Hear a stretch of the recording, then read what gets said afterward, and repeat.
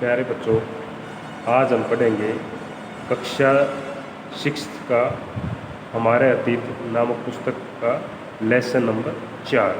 Lesson का नाम है आरंभिक नगर।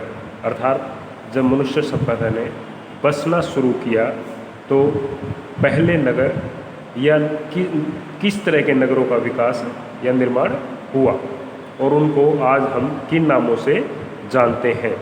सबसे पहले हम देखेंगे अध्याय का संक्षिप्त परिचय। नंबर 1, हड़प्पा सभ्यता। हड़प्पा सभ्यता का उदय या निर्माण आज से 4700 साल पहले पंजाब प्रदेश में हुआ।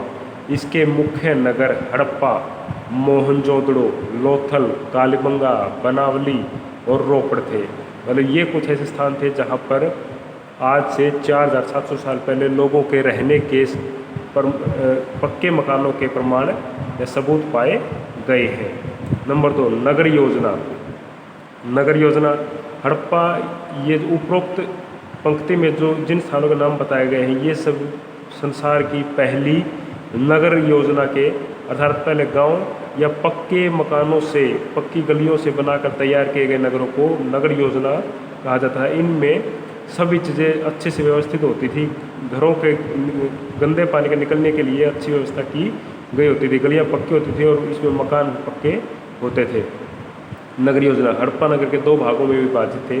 पश्चिमी हिस्सा ऊंचाई पर होता था जिसे नगर दुर्ग कहते थे। जो भाग नीचे होता था उसे निचला नगर कहते थे। महान स्नानागार। मोहनजोदड़ो में एक विशाल तालाब के प्रमाण मिले हैं जिसका प्रयोग महान स्नानागार के रूप में किया जाता था। महान स्नानागार मतलब ऐसा स्थान, एक बहुत बड़ा तालाब, मानव निर्मित या मनुष्यों द्वारा बनाया गया तालाब होता है जिसमें गांव या पूरे नगर के लोग इकट्ठे स्नान किया करते थे।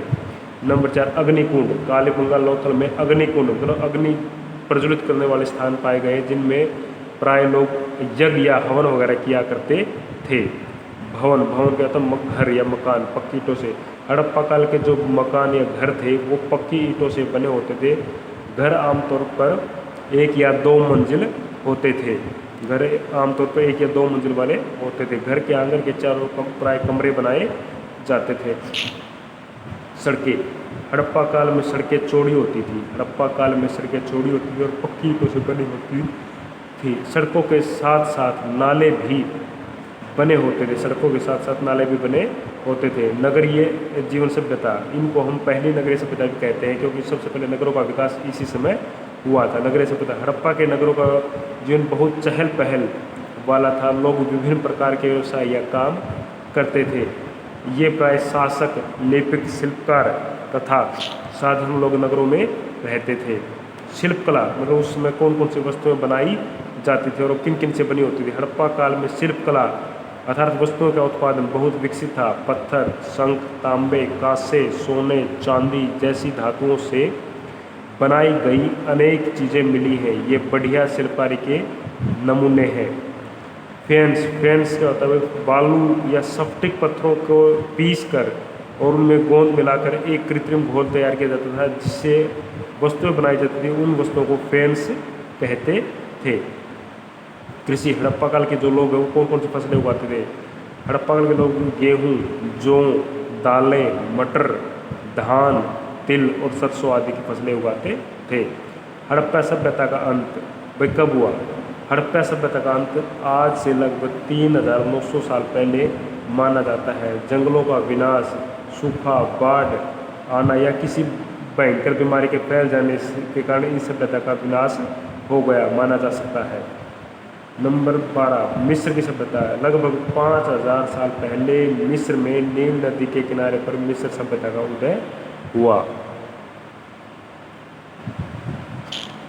पुरातत्वविदों को कैसे ज्ञात हुआ? अब अभ्यास का पहला प्रश्न है पुरातत्वविद अर्थात पुराने तत्वों के बारे में जानकारी रखने वाले व्यक्ति को पुरातत्वविद कहा जाता है। तो प्रश्न है पुरातत्वविदों को कैसे पता चला कि हड़प्पा सभ्यता के दौरान कपड़े का उपयोग होता था? उत्तर, पुरातत्वविदों को निम्न कारणों से ज्ञात हुआ मतलब नीचे जो कारणों से ज्ञात हुआ कि हड़प्पा सभ्यता के दौरान कपड़े का उपयोग होता था। 7000 साल पहले मेहरगढ़ में कपास की खेती किए जाने के प्रमाण मिले हैं। नंबर 1, 7000 साल पहले मेहरगढ़ में कपास की खेती किए जाने के सबूत मिले हैं। नंबर 2, मोहनजोदड़ो में चांदी का एक फूलदान तथा मोहनजोदड़ो में चांदी का एक फूलदान, तांबे, कुछ अन्य वस्तुओं पर कपड़े के अवशेष लिपटे मिले हैं।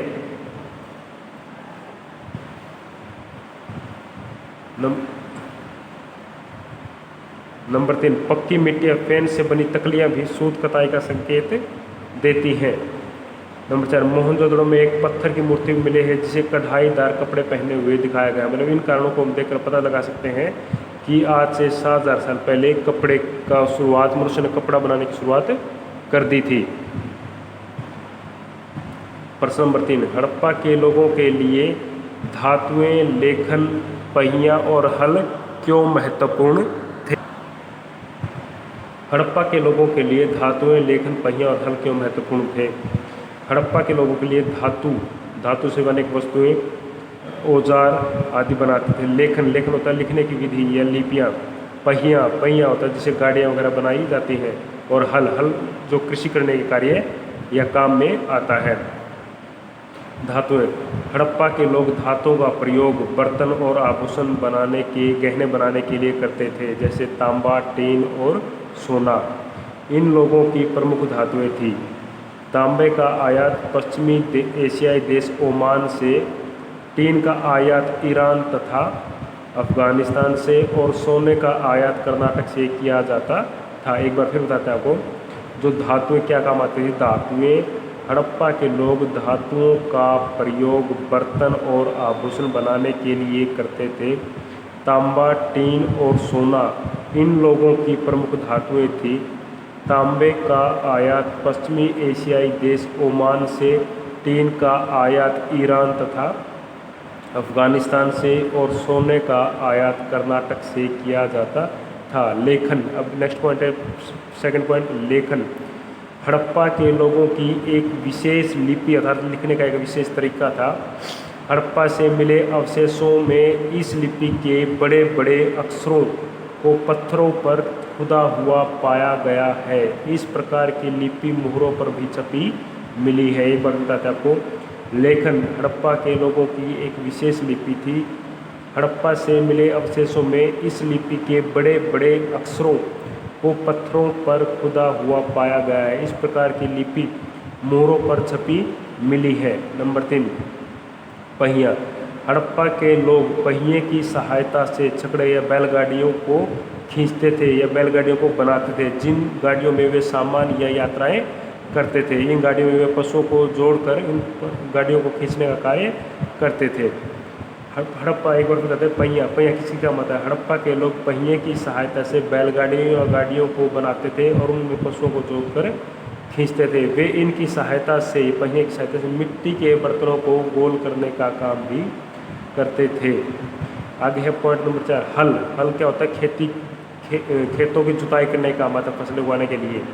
हल में भूमि की जुताई की जाती है। हल से भूमि की जुताई की जाती है और फिर बीज बोए जाते हैं। हल खेती करने के लिए बहुत महत्वपूर्ण था। पक्की मिट्टी से बने खिलौने के हल बच्चों के खेलने के काम आते थे। नेक्स्ट प्रश्न है हमारा हड़प्पा के, प्रश्न नंबर 6, हड़प्पा के किसान और पशुपालकों का जीवन क्या उन किसानों से भिन्न था जिनके बारे में तुमने पिछले अध्याय में पढ़ा है? इसके उत्तर में कारण बताइए।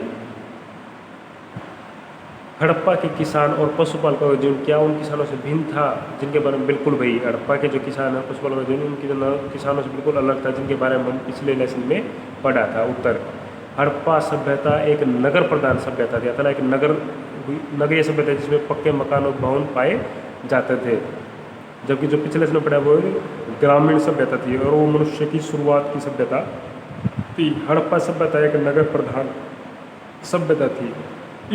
अतः हड़प्पा के किसानों और पशुपालकों का जीवन पहले के किसान और पशुपालकों के जीवन से अवश्य ही भिन्न रहा होगा, अलग रहा होगा। पहले के किसान और पशुपालक स्वयं अपने प्रयोग के लिए ही अनाज उगाते थे, जबकि हड़प्पा के जो किसान और पशुपालक थे वे नगरों में रहने वाले अन्य शिल्पकार या वस्तुओं को बनाने वाले या कार्य करने वाले के लिए भी भोजन का उत्पादन करते थे। उत्तर नंबर वही उत्तर है, हड़प्पा सभ्यता एक नगर प्रधान सभ्यता थी। हड़प्पा सभ्यता एक बार फिर पढ़ते हैं हम। हड़प्पा सभ्यता एक नगर प्रधान सभ्यता थी, अतः हड़प्पा के किसानों और पशुपालकों का जीवन पहले के किसानों और पशुपालकों के जीवन से अवश्य ही भिन्न रहा होगा।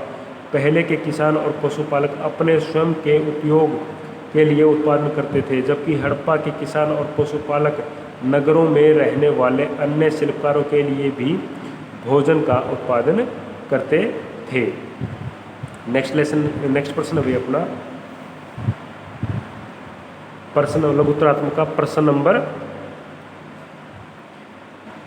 1, हड़प्पा संस्कृति के कुछ नगरों के नाम बताइए। मतलब हड़प्पा जो सभ्यता वो किन किन स्थान पर विकसित थी या किन किन स्थान पर पाई गई है। उत्तर, हड़प्पा संस्कृति हड़प्पा सभ्यता एक विशाल नागरिक या नगरीय सभ्यता थी। हड़प्पा तथा मोहनजोदड़ो इसके दो प्रमुख महत्वपूर्ण नगर थे। हड़प्पा और मोहनजोदड़ो, मोहनजोदड़ो शब्द है मृतकों का टीला, इसके दो प्रमुख नगर थे। इसके अन्य प्रमुख नगर लोथल, रोपड़, मित्ताथल, बनावली, कालीबंगा, बालू तथा मंटगुमरी और लरकाना पाकिस्तान में है। ये जो स्थान है ये अब पाकिस्तान में पाए जाते हैं, लेकिन मित्ताथल, बनावली आदि और कालीबंगा, ये रोपड़, मित्ताथल, बनावली ये इंडिया में या भारत में पाए जाते हैं। हड़प्पा मोहनजोदड़ो दो प्रमुख नगर थे। इनके प्रमुख नगर थे लोथल, रोपड़, मित्ताथल, बनावली, कालीबंगा, बालू एवं मंटगुमरी और लरकाना जो कि आज पाकिस्तान में है। प्रश्न नंबर 2, इस काल हड़प्पा काल के नगर निर्माण की विशेषताओं का वर्णन करें। भाई हड़प्पा काल में जो लोग हैं वो किस तरह के मकान बनाते थे या नगर में किस किस तरह के घर पाए जाते थे। हड़प्पा संस्कृति में नगर निर्माण उच्च कोटि का मतलब बहुत ही अच्छा था। नगर दो भागों में बटे होते थे। ऊंचा भाग दुर्ग या किला कहलाता था। निचले भाग को सामान्य नगर कहते थे। दुर्ग में बड़े बड़े भवन, धान्यागार मतलब अनाज इकट्ठा करने के स्थान और राजमहल थे जिसमें राजा रहता था। निचले भाग में लोगों के रहने के लिए निवास स्थान ईंटों के बने हुए थे, जिनमें खिड़कियां कम परंतु दरवाजे अधिक होते थे। सड़क सीधी जाती थी और एक दूसरे को समकोण पर काटती थी। नगर में नालियों की बहुत ही अच्छी व्यवस्था की गई थी, जिससे कई कारण नगर में बहुत सफाई रहती थी। नालियां पक्की बनी होती थी तथा वे घरों के गंदे पानी को नगर के बड़े नालों में गिरा देती थी। आगे हड़प्पा संस्कृति काल में लोगों के मनोरंजन के क्या साधन थे। लोग मतलब उस टाइम में लोग अपना मनोरंजन किन चीज़ों से करते थे। उत्तर, हड़प्पा संस्कृति काल में लोग भिन्न भिन्न साधनों से अपना मनोरंजन करते थे। धनी लोग मनोरंजन के लिए मुख्य साधन जुआ, नाच गाने, शिकार, जंगली जानवरों की लड़ाइयाँ, कुछ लोग शतरंज जैसा एक खेल भी खेलते थे। बच्चों के मनोरंजन के लिए छोटी छोटी गाड़ियाँ, चिड़ियों के आकार की सीटियाँ, पशुओं की आकृतियाँ या झुंझुने होते थे।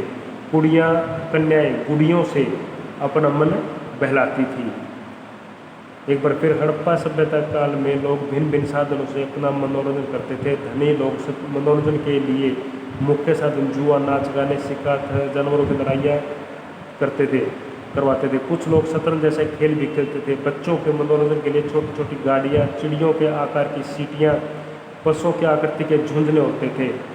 कन्याएं गुड़ियों से अपना मन बहलाती थी। नेक्स्ट प्रश्न अपना भाई, हड़प्पा संस्कृति के लोग आर्थिक जीवन मतलब वो धन या पैसा किन साधनों से या वो कौन कौन से कार्य करते थे। हड़प्पा संस्कृति के लोगों का मुख्य व्यवसाय कृषि था। वे अधिकतर गेहूं, जौ, कपास आदि की खेती करते थे। वे फलों और सब्जियों का उत्पादन भी उगाते थे। वे कुटीर उद्योग में भी काफ़ी बड़े हुए थे। मतलब बहुत कुटीर उद्योग भी जो घरों पर छोटे छोटे उद्योग लगाए गए थे, जिनमें बहुत सारी वस्तुएं बनाते थे। सूती कपड़े तथा कांस्य एवं पीतल के बर्तन बनाए जाते थे। कुम्हार लोग मिट्टी के बर्तन बनाते थे। ये बर्तन प्राय लाल रंग के होते थे और उन पर काले रंग की सुंदर आकृतियाँ डिज़ाइन अंकित किए जाते थे। ये लोग धातु के हथियार और औजार भी बनाते थे। कुल्हाड़ी, चाकू, छुरी मछली पकड़ने के कांटे, उस्तरे, मुख्य औजार तथा भाले आदि 3 इनके मुख्य हथियार होते थे। आगे भाई मम्मी और पिरामिड से आप क्या समझते हैं? मम्मी और पिरामिड से क्या समझते हैं? मिस्र निवासियों का, मिस्र एक देश है, मिस्र निवासियों का विश्वास था कि मरने के बाद भी मनुष्य में जीवन रहता है या वो दोबारा जन्म लेता है, इसलिए वे मरे हुए शरीर को मसाले और जड़ी बूटियों का एक विशेष लेप लगाकर उस मरे हुए शरीर को सुरक्षित रखते थे। लेप लगे हुए मृत शरीर को मम्मी कहा जाता था। मम्मी को एक ताबूत में सजाकर एक इमारत में रख दिया जाता था जिन्हें पिरामिड कहा जाता था। ये मिस्र के सबसे प्रभावशाली इमारतें हैं, ये त्रिभुजाकार ढांचे की होती थी। बच्चों आज के लिए आपका लेसन होता है समाप्त। Good afternoon.